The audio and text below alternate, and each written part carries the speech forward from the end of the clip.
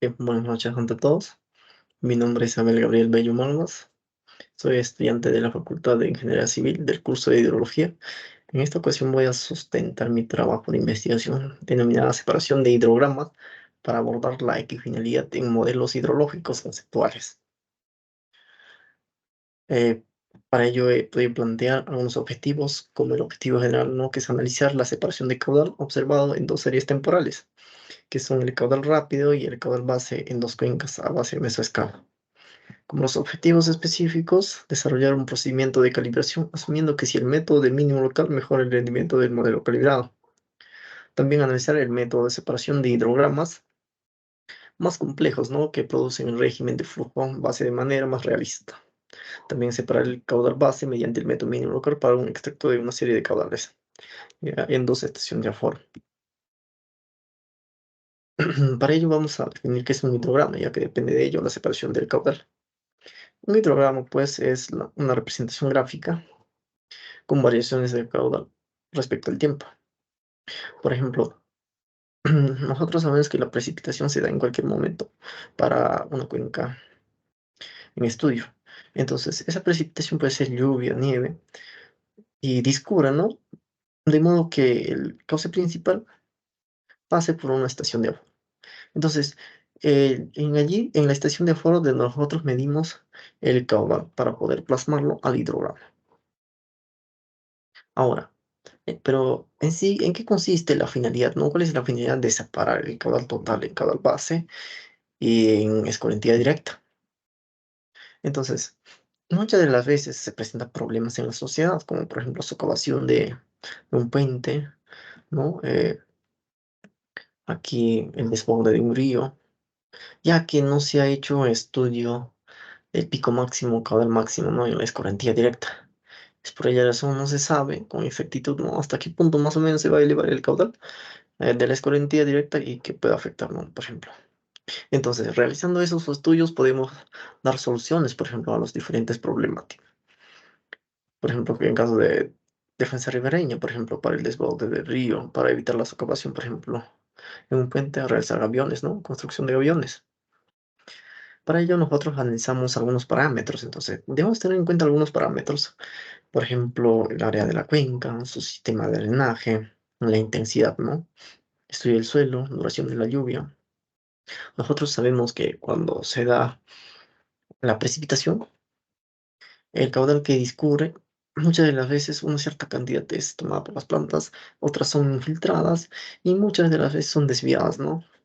Entonces, lo que tenemos que hacer es un estudio profundo, ¿no? En este caso, estos se van a evaporarse.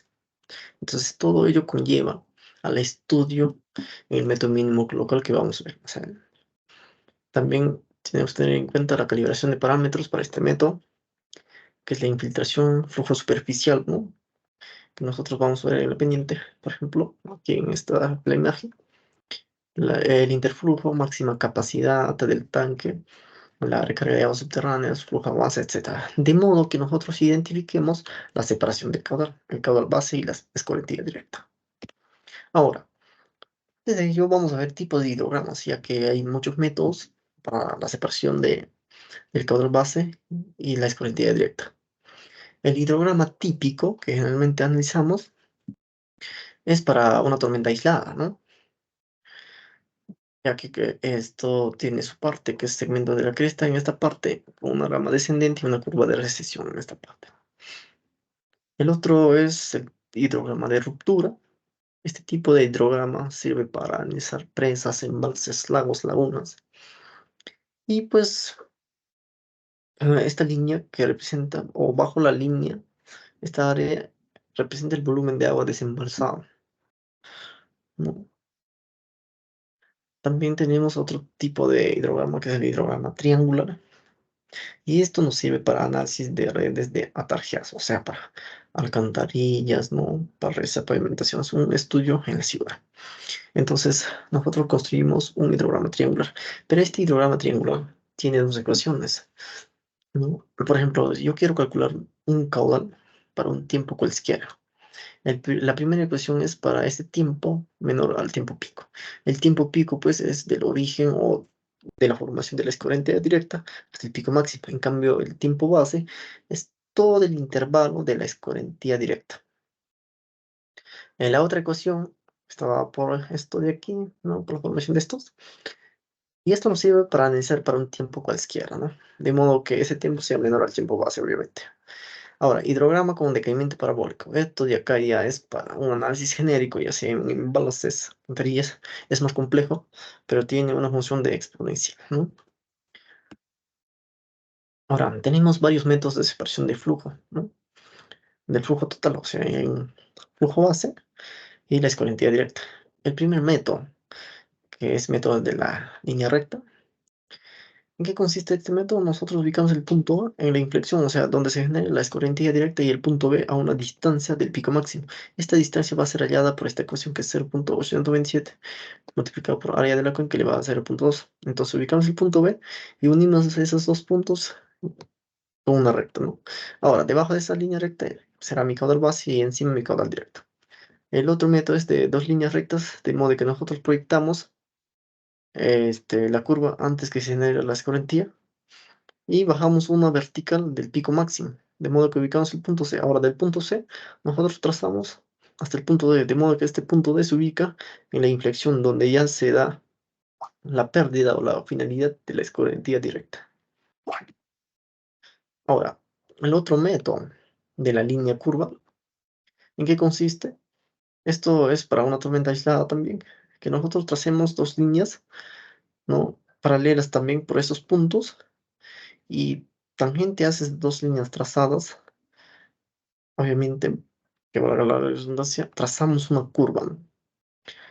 Entonces es uno de los métodos que se trata de la línea curva. Ya, pero eso es siempre y cuando nosotros tratamos un estudio de tormenta aislada, ¿no? Para hidrogramas de tormenta aislada. Pero ¿qué pasa si nosotros tenemos un sistema ya más complejo, donde se hace un estudio de tormenta anual en varios meses? Ya no nos vamos a topar con un solo pico, sino varios picos. Entonces, en ese caso, empleamos otro método, que es el método mínimo local. Este método mínimo local consiste pues en que nosotros ubiquemos estos puntos negros, que son mínimos locales, con la siguiente ecuación que se ha visto. De modo que multipliquemos por 2, ¿no? Que este 2n represente el número impar más cercano al valor 2n. Cuanto más ubico estas líneas o estos puntos de mínimo local, más preciso será mi formación de mi hidrograma. O sea, esto lo que representa la curva azul me representa el caudal base y la curva roja, de color rojo, me representa el caudal total, ya que entre ellos se encuentra pues, el escurrimiento directo. Ahora, para este método de mínimo local, nosotros hemos ubicado un área en estudio y se ha obtenido pues datos. ¿Dónde se ubica estas cuencas? Está ubicado al norte de España, son cuencas denominadas Sella y Cares, y estos puntos rojos que nos representan son pluviómetros ubicados, ¿no? Para cada cuenca en análisis, y estos de triangulitos son la estación de Ajón. Pero nos dan tres gráficos, ¿no? Los datos cartográficos, que si observas son, por ejemplo, en el primer caso nos indica la elevación, en el segundo caso la cobertura del suelo, y un análisis profundo en el tercer caso de las propiedades del suelo. ¿Cómo se ha obtenido los datos? Obtención de los datos desde la Agencia Española de Meteorología. O sea, acá en el Perú tenemos del CENAMI, pero en España lo quieren de la Agencia Española de Meteorología, que es AEMET. No como la precipitación, temperatura diaria, temperatura media de aire y variación de temperatura diurna. El software que se ha empleado es el EUSOIL Hydrogris. Ahora, ¿en qué consiste en sí este método mínimo local? Por ejemplo, en este método mínimo local se ha tomado 5 submétodos, que es método 0, 1 y así hasta el método 4, de modo que se emplean parámetros. Estos parámetros, por ejemplo, en el primer caso FC3 representa la infiltración, FC4 el flujo superficial y así para cada uno. Por ejemplo, en el método 1 se han empleado algunos parámetros. Por ejemplo, ¿por qué no decir todos en el método 1? En el método, digo, en el método 0, perdón. En el método 1, algunos parámetros. En el método 2, en el balance hídrico rápido, algunos parámetros. En el base, también ciertos parámetros, y así. Y haciendo un balance hídrico, por ejemplo, en cada método. Por ejemplo, T2 y T5 se ha balanceado. para el método 1, pero ¿en qué consiste? O sea, ¿qué es lo que representa en sí este T2 y T5? Este T2 representa pues flujo superficial, el T3 interflujo, el T4 flujo base y el T5 ruta de flujo. Entonces, para cada método se ha estado tomando varios parámetros y diferentes balances hídricos. De modo que se ha optado por algunos resultados. Por ejemplo, en esta parte observamos el método 1, método 2 y así hasta el método 4. Para esta parte superior es en la estación de Cares o cuenca Cares y la parte baja para la cuenca Sella. A pesar que se ha empleado los mismos parámetros para el método 0, en la cuenca Cares se ha observado, pues, por ejemplo, la presencia del caudal base del color azul representa mi caudal base, el rojo, mi escorrentía directa y el de color gris, mi caudal total. Mira, o sea, los resultados son bien diferentes, no hay una controversia. Por ejemplo, en el primer caso nos dice que hay 80% de flujo base y un 20% de escorrentía directa. En el caso 2 hay ausencia totalmente, un 100% de, solamente tenemos un 100% de la escorrentía directa, 0% de flujo base. O sea, en este caso podemos decir que mi escorrentía directa es el caudal total, ¿no? O sea, es por esa razón que el método 1 es descartado. El método 0 es descartable. El método 1, observamos que hay presencia de caudal base y escorrentía directa, pero para el primer caso en la estación de Cares están apartadas, para el segundo caso superpuestos, ¿no? Para el método 2, casi hay una similitud de resultados en ambas cuencas.